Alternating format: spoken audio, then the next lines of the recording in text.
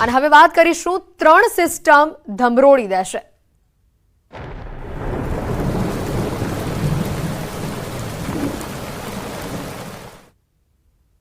खूब ज महत्वना समाचार है। 4 वाग्या सुधी कच्छ जिल्लाना रहीशो माटे सावधानीपूर्वक आ समाचार है, कारण के कच्छ जिल्ला में बपोरे 4 वाग्या सुधी रेड एलर्ट आपवामां आव्युं छे। कच्छ में अत्यंत भारे वरसाद जोवा मळी शके छे। 13 जिल्ला में ऑरेंज एलर्ट है, ज्यारे 19 जिल्ला में येलो एलर्ट आपवामां आव्युं छे। आ मैपना माध्यमथी आपने बतावी रह्या छे दक्षिण गुजरात, मध्य गुजरातनो केटलोक भाग अने सौराष्ट्रनुं आखुं पट्टुं के ज्यां येलो एलर्ट आपवामां आव्युं छे।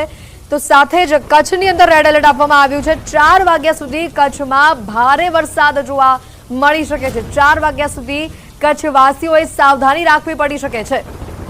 तो उत्तर गुजरातनो केटलोक भाग के ज्यां ऑरेंज एलर्ट आपवामां आव्युं छे અને સૌરાષ્ટ્રનો જે દરિયાકાંઠાનો પટ્ટો આવે છે ત્યાં ઓરેન્જ એલર્ટ આપવામાં આવ્યું છે। 19 જિલ્લામાં ભારે વરસાદ જોવા મળી શકે છે।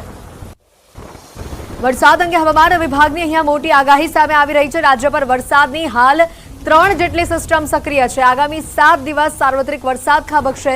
ઉત્તર ગુજરાતમાં અતિ ભારે વરસાદની આગાહી છે। અમદાવાદ, ગાંધીનગરમાં આજે ભારે વરસાદની આગાહી આપવામાં આવી છે। તો સાથે બનાસકાંઠા, પાટણ, મહેસાણા, સાબરકાંઠા, ભરૂચ, सूरत, नवसारी और वलसाडनी अंदर पण अति भारे वरसादनी आगाही आपवामां आवी छे।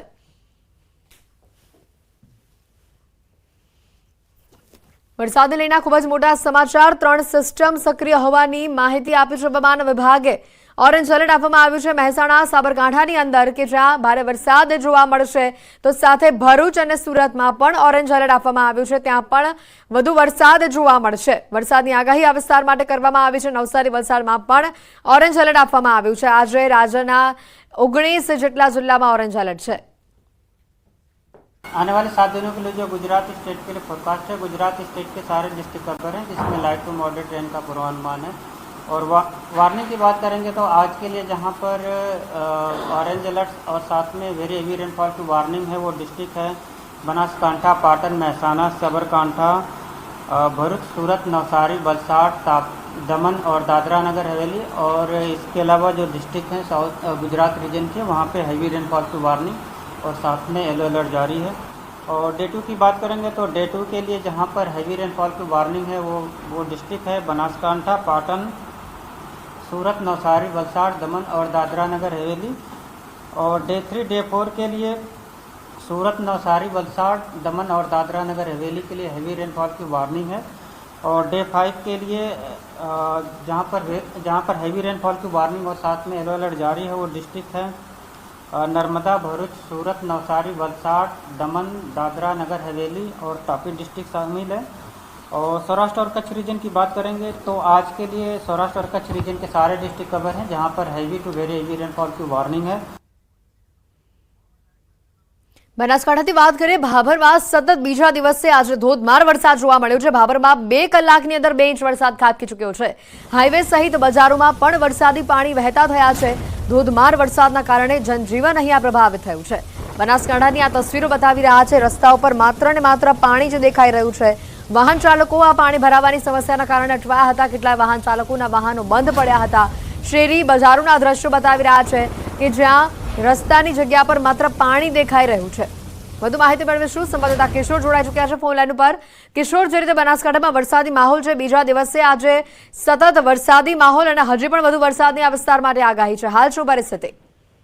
ચોક્કસથી લાગણી બાદ ભાભરની અંદર પણ 2 કલાકની અંદર 2 ઇંચ વરસાદ વરસતા જનજીવન પર તેની સીધી જ અસર પડી છે।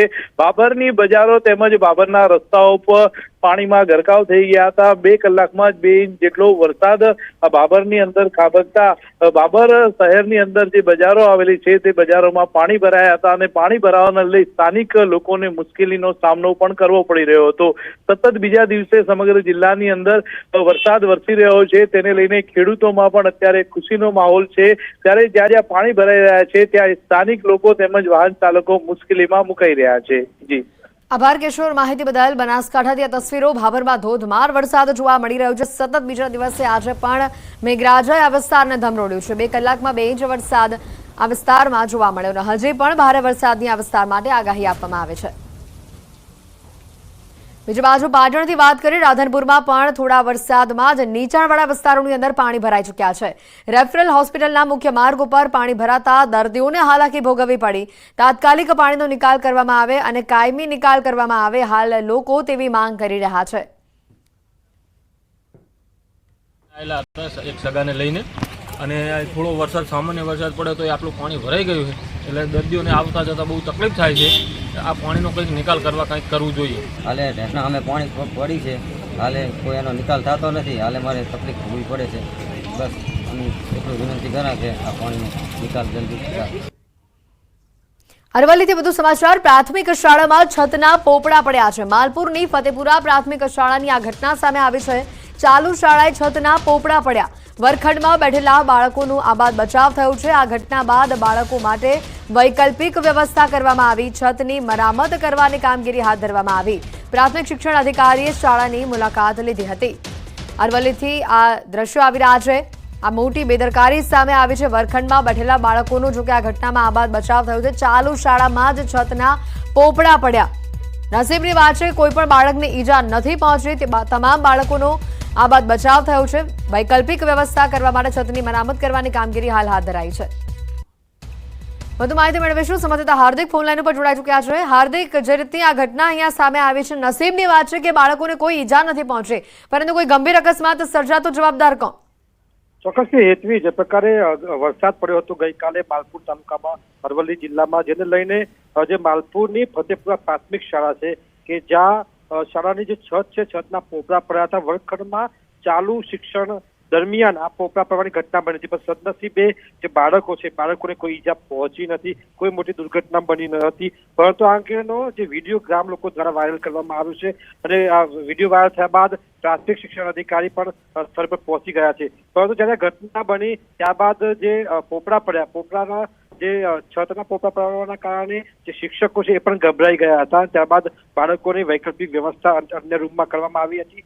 પરંતુ સમજી શકાય છે હેતવી કે શાળાની જે હાલત છે એ ખૂબ જ દયનીય છે. પોપડા તૂટી ચૂક્યા છે, સ્લેબ તૂટી ચૂક્યા છે. આવી સ્થિતિમાં જે બિસ્માર હાલતમાં જે શાળા છે તે નવીન બનાવવાની પણ જે પ્રકારની મંજૂરી મેળવવાની બાકી છે. આ સંજોગોમાં આ પ્રકારની બેદરકારી ન ચલાવી શકાય. ચોમાસું સિઝન છે ત્યારે ગંભીર ઘટના સામે આવતા રહી ગઈ છે, પરંતુ આ ઘટના બાદ તંત્ર સબક શીખે એ જરૂરી છે. જી હેતવી. બિલકુલ, આભાર હાર્દિક માહિતી બદલ. આ તરફ વડોદરા શહેરમાં વધુ એક ભૂવો પડ્યો છે. નવાયાર્ડ વિસ્તારમાં આ મોટો ભૂવો પડ્યો છે, જેમાં કાર સમાઈ જાય એટલો મોટો આ ભૂવો છે. 5 દિવસથી ભૂવો પડ્યો છતાં પણ સમારકામ ન કર્યાનો આરોપ લોકો કરી રહ્યા છે. અગાઉ કારેલીબાગ, ખોડિયારનગર, ડભોઈ, વાઘોડિયા રોડ અનેક વિસ્તારોમાં ભૂવા પડી ચૂક્યા હતા. ત્યારે હવે નવાયાર્ડમાં પણ ભૂવો પડ્યો છે. વારંવાર ભૂવા પડતા પ્રી મોન્સૂન કામગીરીના નામે ભ્રષ્ટાચારનો આક્ષેપ અહીંયા લોકો કરી રહ્યા છે. આ નવાયાર્ડ ભૂખી કાંસની બાજુમાં સ્મશાન છે. મેઇન રોડ પર છેલ્લા 5 દિવસથી ભૂવો પડ્યો છે. ભૂવો એટલા માટે પડ્યો કે જે તે સમયે આ લોકોએ પુરાણ કરીને ખાલી ઉપર રોડ બનાવી દીધો. જો આરસીસી કર્યું હોત તો આ ભૂવો ના પડે. આ નવાયાર્ડ રાજ્યભરમાં આ વખતના ચોમાસાની શરૂઆત સારી અને ધમાકેદાર રહી છે, પરંતુ કેટલાક વિસ્તારોમાં ખાબકેલા ધોધમાર વરસાદે ખેડૂતોની ચિંતા વધારી દીધી છે.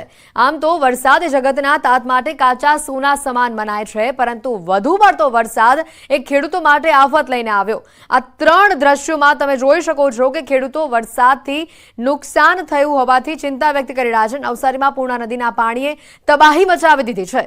સૌરાષ્ટ્રના કેટલાક વિસ્તારોના ખેડૂતોને નિંદામણની સમસ્યા ઊભી થઈ છે. વરસાદના પાણી ખેતરોમાં ફરી વળતા પાકને મોટા પાયે નુકસાન થયું છે. લગભગ તમામ પાક નષ્ટ થઈ ચૂક્યો છે. એટલી મોટી હાલાકી ખેડૂતોના માથે આવે પડી છે. ત્યારે એક બાજુ વરસાદની જગતનો તાત રાહ જોતો હશે, પરંતુ આ જે 3 દ્રશ્યો બતાવી રહ્યા છે, અહીંયા વરસાદે ખેડૂતોના ખેતરમાં તારાજી સર્જી નાખી છે. નવસારીમાં પૂર્ણા નદીમાં પૂર આવતા આ પ્રકારની સ્થિતિ જોવા મળી. રાજકોટના ધોરાજી પંથકમાં પણ નુકસાનની તસવીરો સામે આવી છે, તો જેતપુરથી પણ આવી જ તસવીરો સામે આવી રહી છે. ભારે વરસાદ અને ત્યારબાદ તોફાની બનેલી નદીઓએ ખેતરોમાં ઊભા પાકનો ખાતમો બોલાવી દીધો છે. નવસારી પંથકના ખેડૂતો પર જાણે કે આભ ફાટી પડ્યું છે. રૌદ્ર બનેલી પૂર્ણા નદીએ કાંઠાના ખેતરોમાં ભારે તબાહી મચાવી છે. જિલ્લાની મુખ્ય જે પાક છે તે ડાંગર અને શેરડી છે. આ સહિત બાગાયતી પાકો અને શાકભાજીના પાકોમાં પણ મોટા પાયે નુકસાન પહોંચ્યું હોવાનું ખેડૂતો જણાવી રહ્યા છે. નવસારીમાંથી પસાર થતી લોકમાતા પૂર્ણા નદીમાં ઘોડાપૂરની સ્થિતિ સર્જાઈ હતી. 2004 બાદ પૂર્ણામાં આવેલા આ પૂરે મોટી તારાજી સર્જી નાખી છે. નવસારી શહેર સહિત તાલુકાના 14 ગામોમાં પૂરના પાણી ભરાઈ જતા લોકોને હાલાકી વેઠવી પડી. ખાસ કરીને પૂર્ણાના જે કાંઠાના ખેતરો છે 10 થી 15 ફૂટ ત્યાં પાણી ભરાઈ જતા ખેડૂતોના મોંમાં આવેલો કોળિયો છીનવાઈ ગયો છે. નવસારીમાં કુરેલ ગામને 3 તરફ નદીએ ઘેરી લીધું, જેથી આ ગામની મોટા ભાગની ખેતી એ જમીન પૂર્ણાના કિનારે આવેલી છે અને અંદાજે 100 વીઘાના ખેતરોમાં આ પૂરના પાણી ફરી વળ્યા છે અને જેના કારણે શેરડી, કેળા, કેરીના બાગાયતી પાકને અંદાજે 80% જેટલું નુકસાન પહોંચ્યું છે.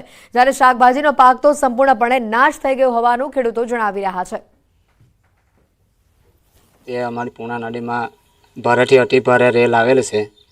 ખેતીઓમાં નુકસાન તો અતિશય છે અત્યારે હાલની દ્રષ્ટિએ, જેમાં કેર, શેરડી, આંબાવાડી, શાકભાજી टोटली खलास कर नाखेलू से टोटली बड्डू पाक। तो उसमें वो मतलब पानी की वजह से जो मतलब रेल आया इसमें सब फसल ज़मींदोज़ हो गया, मतलब पूरी ज़मीन अनलेवल हो गई और जो मतलब पाक निकलने वाला था उसका मतलब सब चौपट हो गया।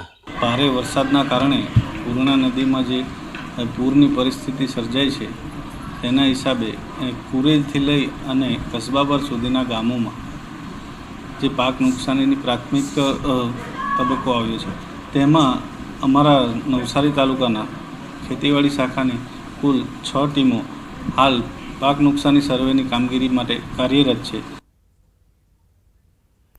તો રાજકોટ જિલ્લાના ધોરાજીમાં ધોધમાર વરસાદ વરસી રહ્યો છે અને જેના કારણે ખેડૂતોને પારાવાર મુશ્કેલીઓનો સામનો કરવો પડી રહ્યો છે। તેવામાં એક બાજુ ખેડૂતોનો પાક પાણીમાં ગરકાવ થઈ ગયો છે અને જ્યાં જુઓ ત્યાં કાદવ કિચડનું સામ્રાજ્ય છે, તો બીજી બાજુ ખેત મજૂરોને વધુ રૂપિયા દેવા છતાં તેઓ કામ પર આવતા નથી અને જેના કારણે ખેડૂતોને પડ્યા પર